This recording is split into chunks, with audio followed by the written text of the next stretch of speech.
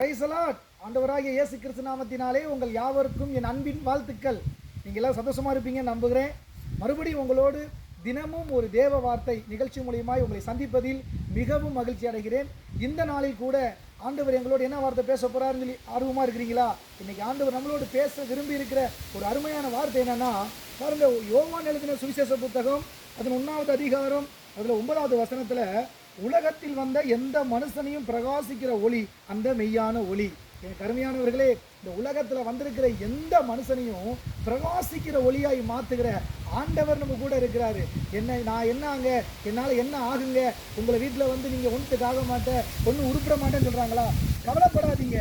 உலகத்துல வந்த எந்த மனுஷனையும் பிரகாசிக்கப்படுகிற இயேசு உங்க கூட இருக்கிறாரு. அதனால நீங்க ஒரு நாள் பாருங்க, உங்க வாழ்க்கை பிரகாசமா இருக்கும். இன்னைக்கு உங்க வாழ்க்கையில் ரொம்ப கஷ்டங்கள் வேதனைகள் இருக்கலாம், ஆனா ஒரு நாள் வரும் பொழுது தெய்வம் உங்களை பிரகாசிக்கிற ஒளியாய் மாற்றுவார். அதனால நம்ம ஒரு சின்ன ஜெபம் பண்ணலாம். ஆண்டவர் இருக்கிற இடங்களில் ஒரு பெரிய அற்புதம் செய்வார். கண்களை மூடி தலைகள் தாழ்த்தி, எங்களை அதிகம் நேசிக்கிறது நல்ல ஆண்டவரே, இந்த தேவ வார்த்தையின்படி அப்பா, இந்த உலகத்துல வந்த எந்த மனுஷனையும் பிரகாசிக்கப்படுகிற ஒளி நீங்க தான் சாமி. இந்த வார்த்தையை, இந்த வசனத்தை கேட்டிருக்க ஒவ்வொருவருடைய வாழ்க்கையிலும் ஒரு பிரகாசத்தை கட்டளையிடுங்க. உங்க நாம மகிமை பெறட்டும்.